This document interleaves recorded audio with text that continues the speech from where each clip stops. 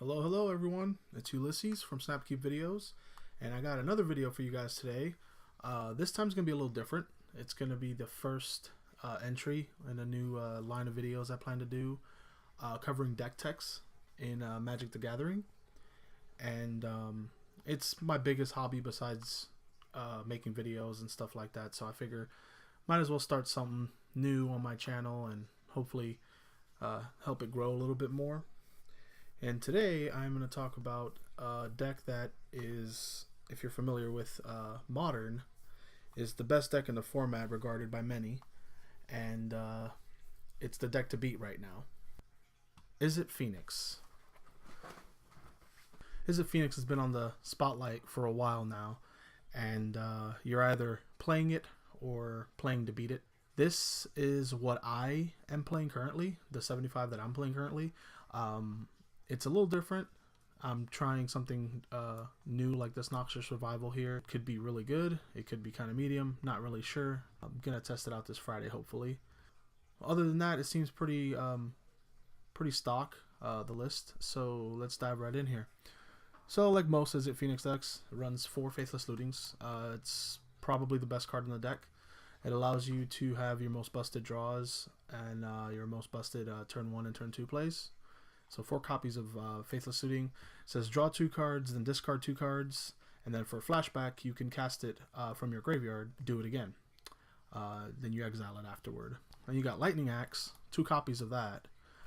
It's another discard outlet for Arclight Phoenix. 1 mana red spell at instant speed. You deal 5 damage to target creature, and you either discard a card as an additional casting cost, or you pay 5. Most of the time you're going to be discarding a card, and it's probably going to be Arclight Phoenix or another Faithless Looting to get max value out of your discard. So 2 copies of that are a backup removal spell. And then we have Lightning Bolt, which Lightning Bolt, a lot of players right now are saying it's not the greatest card to be playing in Modern. It's my favorite spell in the game, so any deck that plays 4 copies of Lightning Bolt, I pretty much am on board. So 4 copies of Lightning Bolt. It powers up the Arclight Phoenix draws, and it helps flip Thing in the Ice, but we'll get to that. So it's 4 copies of Lightning Bolt. 1 copy of the Noxious Revival. It's my 3rd slot of the free spells in the deck, and I am curious as to see how it works. Ross Miriam and a lot of the well-known players that play this archetype have tried several different things in the free spell department. I mean, Mutagenic Growth was one of the original cards in the free spell slot, and people have moved away from it now. It's either Gut Shot or Surgical Extraction, and I'm trying this Noxious Revival. I'm part of a Facebook group on Arclight Phoenix. Someone posted a picture of this asking if it was a good addition, and I kind of like it, so I'll see how it works in the deck. So moving on, we have 4 copies of Opt. It's another one of our cantrips, and works really well with Thing in the Ice. Brings back Phoenix. It's why it's in the deck, and it helps us churn through our deck for our sideboard plan. So 4 copies of Opt in the deck, and then next to Opt is 4 copies of Serum Visions. Same concept, cantrip spells. With your Scry 2, set up your next turn. Hopefully get the jump on your opponent. And we have 2 copies of Surgical Extraction to go with our 1 copy of Noxious Revival as the 3 free spells in the deck. Surgical is very good in the main board right now. Dredge is popular because it's a good matchup for them to be playing against Phoenix. So you're going to run into Dredge at a bigger tournament. You're going to want to have some way of disrupting their busted draws. And Surgical's not bad. It's not an end-all be-all, but it's a really good card to have right now. It's good in the mirror match. You can take care of people's Arclight Phoenixes.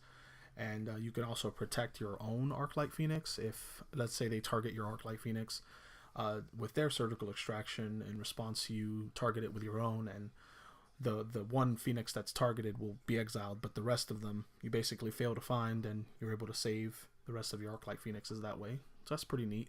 2 copies of Surgical. Next to Surgical Extraction, we have Thought Scour, which, in my opinion, is the best cantrip in the deck. Because it helps us fulfill all the goals that this deck's trying to do in recurring Arclight Phoenix and getting the Arclight Phoenixes into your graveyard. It draws a card, so it replaces itself, and it's at instant speed, so you don't have to wait until it's your turn. You could just play it out at EOT. It's a very good turn 1 play When you don't want to burn an early Faithless Looting because you don't have any Phoenixes in your hand, you play a Thought Scour, and hopefully you hit a couple of the Phoenixes that way. And you could also do some pretty cool interactions if you know what you're playing against. If you're playing against Tron, you can Thought Scour them and hopefully hit a Tron land and then Surgical Extraction it, and that pretty much locks them out of game one at least. Tron's really pesky because they can win through Blood Moon, but if you Surgical one of their Tron lands, it's almost impossible for them to race what this deck's trying to do, and what most decks in Modern are trying to do. Next, we have the card that the deck would not run as efficient if it didn't have access to this card, in my opinion, and most people's opinion. Manamorphose. It's a card from played in Storm mainly. It's also played in this archetype because you're trying to play multiple spells a turn, get your Thing in the Ice flipped quickly, and recur your Phoenixes. And the same reason why all the other cards are in the deck. It's kind of a free spell because it makes the 2 mana that it costs to play. You can make, if you need double blue and you don't have a way of getting 2 blue mana, you can make blue mana with this Manamorphose, or red mana, or if you want to have black cards or white cards on the sideboard, or you can always you can fix your mana with this card. It allows you to draw a card, so it replaces itself again, like Thought Scour. And it's really good because it's also an instant, and it allows you to, if you have multiple, you can chain them and pretty much flip a Thing in the Ice on turn 3, no problem. It's a really good card, and if this deck gets anything banned out of it, I think it'll be Manamorphose. If they ban Faithless Looting, I think the deck will slow down and become more of a control-y kind of deck, and more of like a mid-range. It might even play Remand to get like on a tempo build. I'm not really sure, but I think Manamorphose would be the card that would dethrone this deck from the top most popular spot. There's 4 copies of Manamorphose. Next to that, we have Pyromancer's Ascension. It's a card that used to be Storm's win con, and it's in this deck because it's kind of fulfilling another flex slot. The last 2 threats being either more copies of Crackling Drake, or people have tried in the very beginning Monastery Swiftspear. You either have Snapcaster Mage or you have Pteramander, or Pyromancer's Ascension. Young Pyromancer was actually used for a little while, but it's kind of like a Nombo with Thing in the Ice, so a lot of people stay away from that. Pyromancer's Ascension is a really good card to have if you're going long game, because you can bolt, once you get it online, you bolt your opponent and it turns into 2 bolts.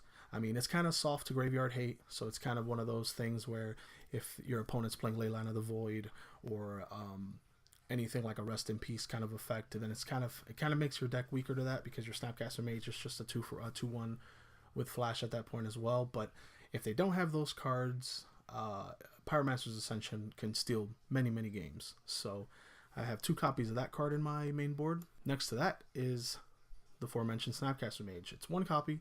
I mean, Snap Bolt is still a very real thing, and it's very good to play Snapcaster Mage on end step if I'm playing against like a Liliana strategy where they're trying to make me sack my Thing in the Ice with an Edict effect or what have you. It's very good to, like I said, Snap Bolt your opponent if there's nothing else going on. If it's kind of like a stalled board state, you can Snap Bolt them, or you can Snap Surgical them if it's the mirror match, or any kind of value that Snapcaster Mage is known for.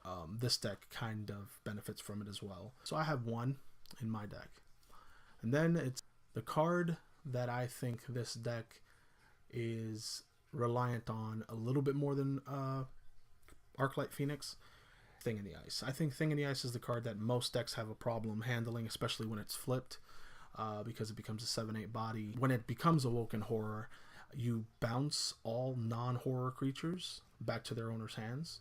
It removes blockers, so any kind of like Lingering Soul strategy, or humans, or spirits, or anything that's a non-horror strategy, bounces all that, clears the way for your Arclight Phoenixes. So there's 4 copies of Thing in the Ice. Arclight Phoenix is the deck's namesake. There's 4 copies obviously in the deck. It's a 4-mana creature, the Phoenix, that has flying and haste. At the beginning of combat on your turn, if you've cast 3 or more instants and sorcery spells this turn.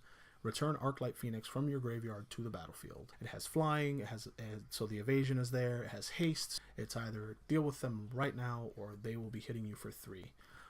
It's a lightning bolt basically on a stick, and as long as they don't exile it, to recur it is very easy.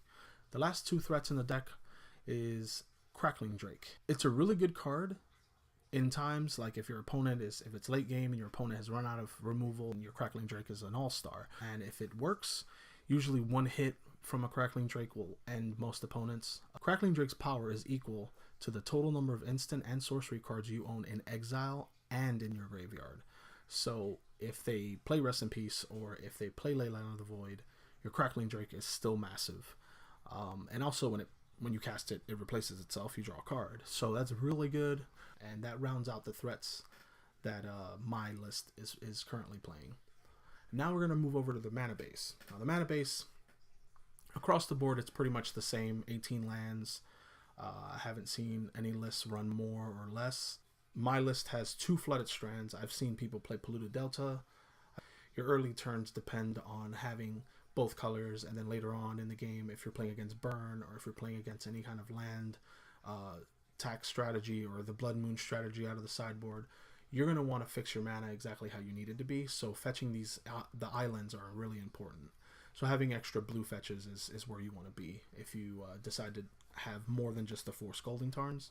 So I have 2 copies of Flooded Strand in my list. Next to that are the islands that the deck runs. It runs 3 copies, and I think that's 3 copies across the board.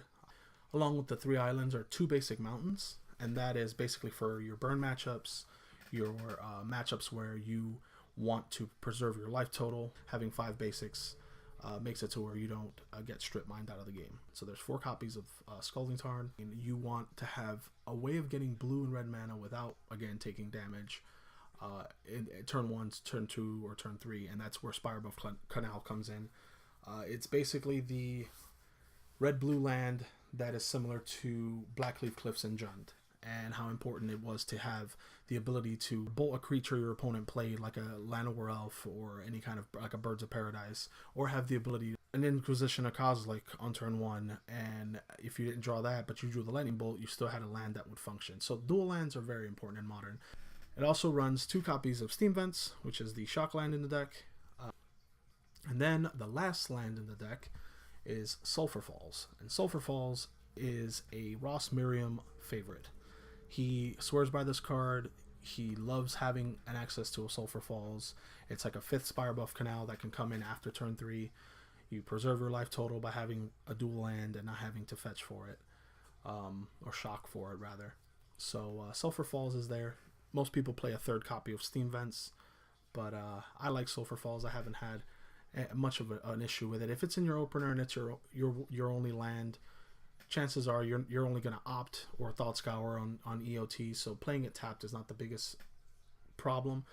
The deck has a very, very, very, very high success rate.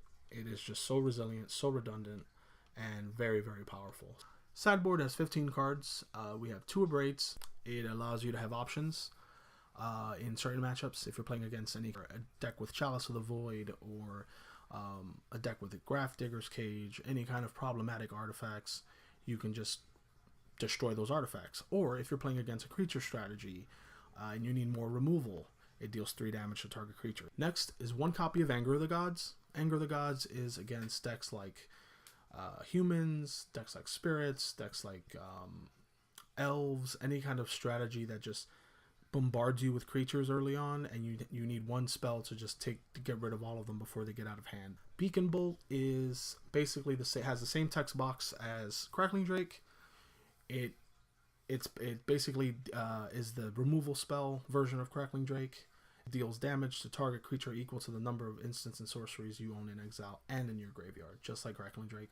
Then you have my favorite card in the sideboard, which is Blood Moon. Now, Blood Moon is your silver bullet against decks like Death Shadow, decks like humans, any deck that has a greedy mana base. You run 3 basic islands, so as long as you fetch your islands and you fetch your lands correctly, you shouldn't Blood Moon yourself out of the game. Then we have 1 copy of Ceremonious Rejection, which is for your Tron matchup. your Whir matchup, any kind of matchup that plays colorless spells. If Affinity makes a resurgence, it'll be good against Affinity. Then we have one copy of Chandra, Torch of Defiance, which is a alternate win condition. It's good for the grindy matchups. It's good for against control. Moving on, we have one copy of Dispel. It's there for your burn matchup, mirror match, any kind of match that has heavy interaction. A card that some people don't play in their Izzet Phoenix deck. I play it for two reasons, and that's burn and mono red Phoenix. Every card they play is red, and you pretty much turn a Eidolon ability into a lose one life instead of two, which is huge. Dragon's Claw is really good because if you don't have any artifact, if they don't have artifact hate, they're not getting it off the table. Next, we have one copy of Shatterstorm. Some people run Shattering Spree, some people run Hercule's Recall. I like Shatterstorm, the fact that the spells cannot be regenerated. Next, we have two copies of Spell Pierce, which is my favorite counterspell in this deck. If it doesn't work and the game goes late, then I could always pitch it with Faithless Looting. I do like having 3 total surgical extractions in the 75, and this deck is really powerful. That's it, guys. That covers the deck tech for this video. And I hope you guys enjoyed it. I hope I didn't talk your ear off. And if you guys have any questions, please leave comments below. And don't forget to like, share, comment on the video. And for Snapkeep videos, this has been Ulysses. And I'm signing off. You guys take care and have a good one.